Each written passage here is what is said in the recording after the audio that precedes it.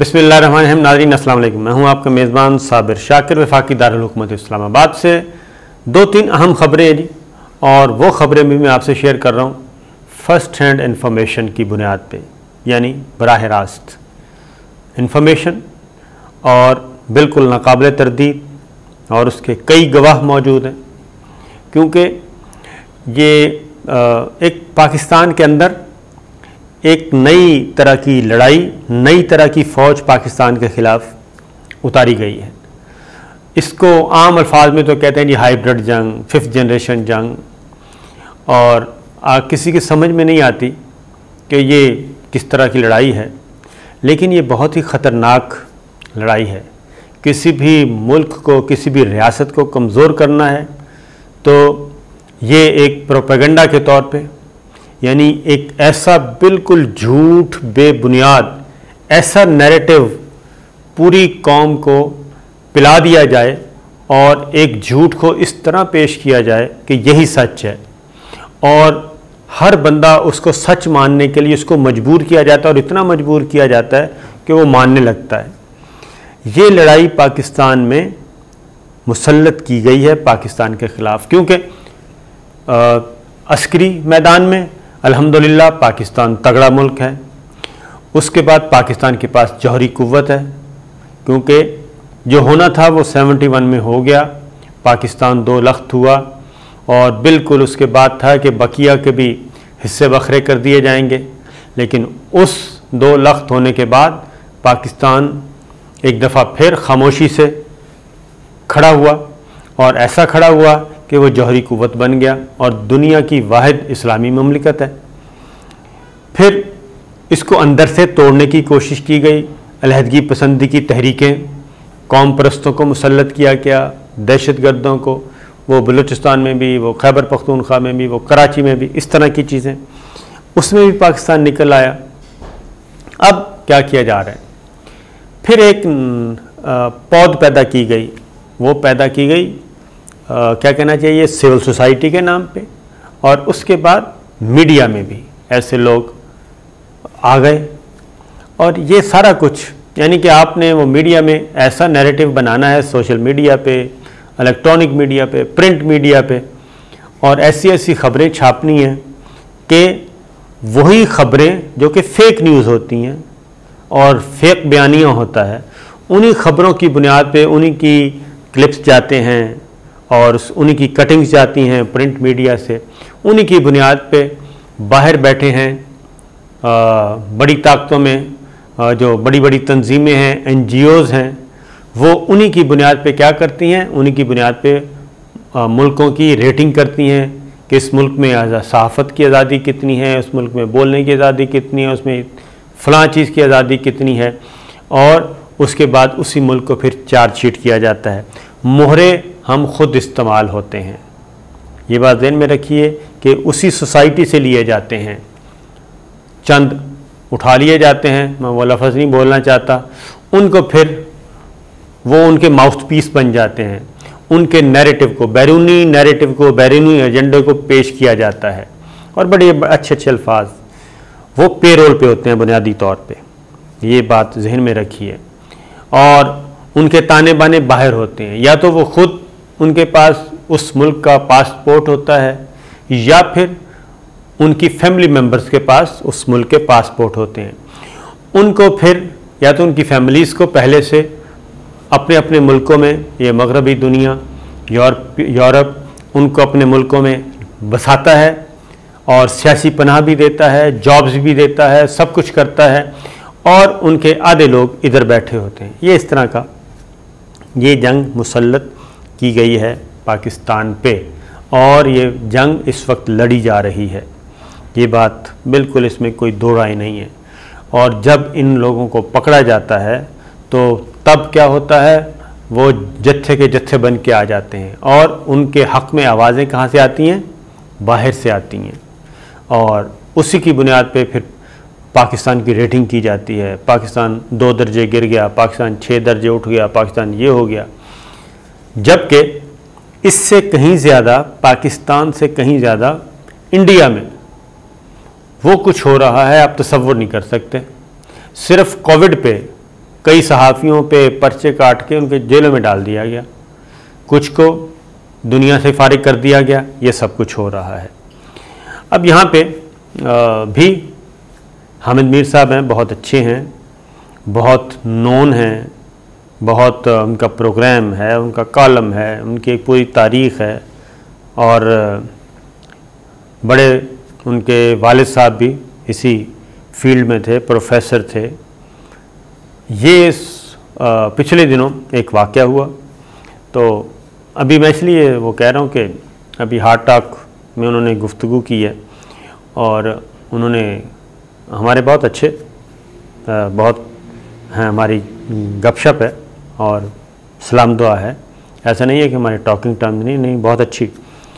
तो उन्होंने एक इंटरव्यू दिया है, इंटरव्यू में BBC को, इंटरव्यू में उन्होंने कहा कि मुझे इमरान ख़ान तो खैर है ही, वो कहते हैं ऐसा वज़ीर आज़म है कि इसकी तो कोई हैसियत ही नहीं है, कमज़ोर है, मुझे तो वो गन पॉइंट पे हटाया गया, मैं मिसाल दे रहा हूँ, और मुझे तो इस्टेब्लिशमेंट ने फारिग करवाया। ये वो बात, ये उनका इंटरव्यू था। तो ये अभी चल रहा है, आप सुन रहे होंगे, पढ़ भी रहे होंगे। और मुझे हटवाया गया, अपने प्रोग्राम बंद करवाया गया, मुझे फारिग करवाया गया, मुझे ज़ुबाबंदी की गई, वो ये कह रहे हैं, और उनके हुक्म पे। अब मसला ये है कि अब एक जगह पे हम बैठे थे, उसमें बहुत सारे जर्नलिस्ट थे, उसमें मैं आपको बता देता हूँ कि इसलिए बता रहा हूँ कि ताकि वो ऑथेंटिसिटी रहे, और अगर इतने सारे लोगों के बीच में ये बात हुई, क्या नाम है जी, मैं ख़ुद तो मौजूद ही था, अरशद शरीफ साहब थे हमारे एयर वाइस, जियो से थे अज़हर अब्बास साहब हमारे दोस्त हैं, डॉक्टर मोहित पीरज़ादा, सलीम बुखारी साहब लाहौर से आए हुए थे, उसके बाद साद रसूल साहब लाहौर से आए हुए थे, इरशाद आरिफ साहब थे, इमरान ख़ान लाहौर से आए हुए थे, इमरान रियाज़ ख़ान की बात कर रहा हूँ, और इसी तरीके से जी आदिल शाह ज़ेब थे, फिर अयाज़ गुल साहब थे, इम्तियाज़ गुल साहब थे, जाहिद हुसैन साहब थे, और खावर घुमन साहब थे। हम ये सारे जर्नलिस्ट, कोई नाम ज़हन में आता है तो मैं बताता हूँ, सुमेरा ख़ान थी, डॉक्टर मारिया जुल्फ़कार थी, और भी ज़हन में आता है तो मैं आपको बताता हूँ। तो इतने सारे लोग मौजूद थे। फिर उसमें वो भी थे, डिप्लोमेट्स थे, रिटायर्ड, जलील अब्बास साहब थे, एजाज़ चौधरी साहब थे, साबिक सेक्रेटरी खारजा और एम्बेसडर अमेरिका के, एम्बेसडर पाकिस्तान के अमेरिका में। फिर इसी तरीके से थे जी आपके तहमीना जंजुआ थी, सेक्रेटरी खारजा, मेजर जनरल एजाज अमान रिटायर्ड, और शुएब साहब थे, यानी कि बेशुमार लोग थे वहाँ पे। कोई बात हुई इसी तरीके से, पहले अज़हर अब्बास साहब ने बात की, और उसके बाद बात की आदिल शाह ज़ेब, हमारे छोटे भाई हैं, डॉन में होते हैं, तो बात की गई।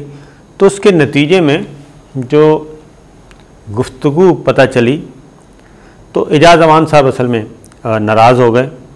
उन्होंने कहा कि देखें कि जब भी बात होती है तो ये हामिद मीर साहब ने उस वक्त जो मामला हुआ तो ऐसी इल्ज़ाम तराशी की, और इसकी मज़म्मत करनी चाहिए थी सहाफ़ी बिरादरी को, और उस पर आवाज़ उठानी चाहिए थी, क्योंकि उन्होंने बहुत ज़्यादा बिलो द बेल्ट और गलीज़ इल्ज़ामात लगाए। तो ये हम सारे सुन रहे थे कि देखते हैं हालात भी ज़रा थोड़े से।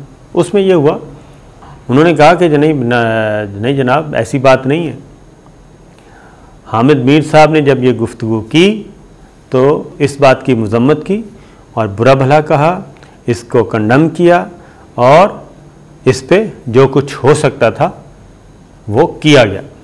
उसके बाद उन्होंने कहा कि अज़हर अब्बास साहब ने भी, एग्जैक्ट उन्होंने कहा अज़हर साहब ने भी यही उन्होंने मज़म्मत की थी, हामिद मीर साहब को ओन नहीं किया था।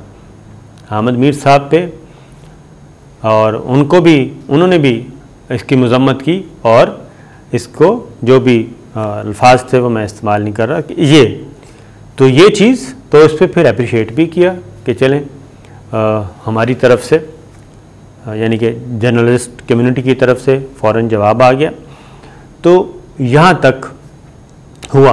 फिर अगली बात यह है कि जो अगली बात है वो ये थी कि इसको तो हाँ, फिर उन्होंने कहा कि मीर इब्राहिम साहब ने भी एग्जैक्ट उन्होंने कहा कि मीर इब्राहिम साहब ने भी इस बात को ऑन नहीं किया, जो हामिद मीर साहब का एक्ट था, जो उनकी गुफ्तगू थी, उसको उन्होंने भी अप्रिशिएट नहीं किया, बल्कि उन्होंने भी उसकी मजम्मत की थी कि ये क्या बात हुई, ये तो सारे का सारा इदारा जो है उसका बट्ठा बिठाने लगे हैं। तो ये थी इंटरनल। तो हामिद मीर साहब, तो उन्होंने कहा कि हटाया भी उन्होंने है। अगली बात ये कि इदारे नहीं हटाया, क्योंकि सारे अंदर से भी एक हुआ ना, रिएक्शन आया। तो ये इतने सारे लोगों की मौजूदगी में उन्होंने करी दिखाई, मैं अप्रिशिएट करता हूँ, वरना आजकल कोई नहीं है जी इतनी हिम्मत करे। तो उन्होंने बताया कि जनाब ये है, तो इसलिए तो एजाज अवान साहब उसके नतीजे में वो पता चला, तो उसके बाद वो भी आराम से बैठ गए। तो ये एक है मामला। तो हामिद मीर साहब को मैं ये कहूँगा कि ऐसी बातें पता नहीं क्यों वो कर रहे हैं, क्योंकि वो एक सिर्फ उनके इदारे ने उनको ऑफ एयर किया है जहाँ पे वो जॉब करते थे और जहाँ वो कॉलम लिखते थे। बाकी तो वो हर जगह पे वो गैर मुल्की ज़राए अबलाग में कॉलम भी है, उनका छप रहा है, आर्टिकल भी छप रहे हैं, जो वो बोलना चाहते हैं वो भी आवाज़ आ रही है। तो आवाज़ तो कहीं भी नहीं दबाई गई। तो आवाज़ पाकिस्तान ने या रियासत पाकिस्तान ने या हुकूमत पाकिस्तान ने या मिलिट्री इस्टेब्लिशमेंट ने, तो कोई ऐसी कदगन हमें नज़र नहीं आ रही। या तो कदगन होती तो सबको चला जाता पैगाम कि नहीं होना चाहिए। तो इसलिए मैं ये कहूँगा कि हालात व वाक़यात जो हैं उन पे नज़र रखें, और हामिद मीर साहब से ये ज़रूर कहूँगा कि वो ये ज़रूर देखें कि उनको धक्का किसने दिया, क्योंकि मुझे लगता यही है कि उनको किसी ने धक्का दिया और धक्का दे के हो गया गायब, और धक्का देने के बाद गायब हुआ, और गायब भी ऐसे हुआ जैसे गधे के सर से सींग गायब होते हैं। तो इसलिए जनाब सोच समझ के हमें अपना काम करना चाहिए और अपने चादर के मुताबिक पाँव फैलाने चाहिए, उससे ज़्यादा नहीं फैलाने चाहिए। तो मेरा ख़्याल है कि हामिद मीर साहब को रिविज़िट करना चाहिए सारी चीज़ों पे, क्योंकि ये चीज़ें मैंने कहा कि ले आऊँ और इसको देखें, इसमें कहाँ तक सदाकत है कहाँ तक नहीं, ये वो ख़ुद फ़ैसला करें।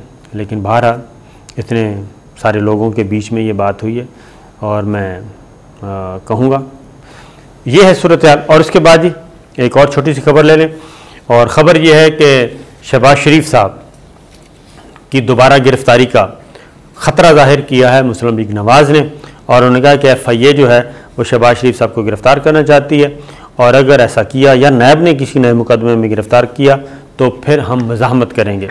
तो मुझे लगता ये है कि मज़ाहमत किसी ने नहीं करनी, और शहबाज शरीफ साहब की गिरफ़्तारी जो है वो दूसरा कैंप चाह रहा है कि शहबाज शरीफ साहब गिरफ़्तार हो जाएं, और इस बात का भी इम्कान मौजूद है कि शहबाज शरीफ साहब खुद ही चाह रहे हों, जैसे वो PDM बनने से पहले गिरफ़्तार हो गए थे और PDM जैसे ही ख़त्म हुई तो रिहा हो गए। तो हो सकता है वो ख़ुद भी ये चाह रहे हों, लेकिन बहरहाल ये है कि एक मज़ाहमत का है। तो पहले तो ऐसे नहीं हुई थी, कोई मज़ाहमत नहीं हुई थी। दूसरा, वज़ीर आला सिंध की तब्दीली के बारे में ख़बरें बड़ी गर्दिश कर रही हैं कि वज़ीर आला सिंध सैयद मुराद अली शाह को तब्दील किया जा रहा है और उनकी जगह पे आगा सिराज दुरानी को वज़ीर आला बनाया जा रहा है। तो देखना यह है कि ये क्यों ख़बर जनरेट हुई, क्या वाकई मुराद अली शाह साहब को किया जा रहा है। एक धड़का ज़रूर लगा हुआ है, क्योंकि सैयद मुराद अली शाह के बारे में रेफरेंस चल रहा है, केस चल रहे हैं, और एक इतला ये भी है कि हो सकता है कि वो कुछ अरसे के लिए सीन से गायब हो जाएं।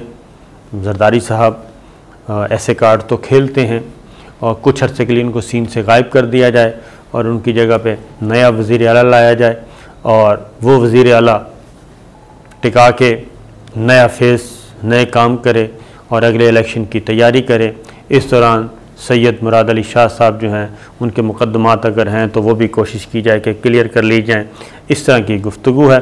तो क्योंकि आगा सराज दुरानी ने कोई तरदीद नहीं की, बल्कि उन्होंने कहा कि बड़े साईं जिसे चाहें बना दें और जिसे चाहें हटा दें। इजाज़त दीजिए, अल्लाह हाफ़िज़।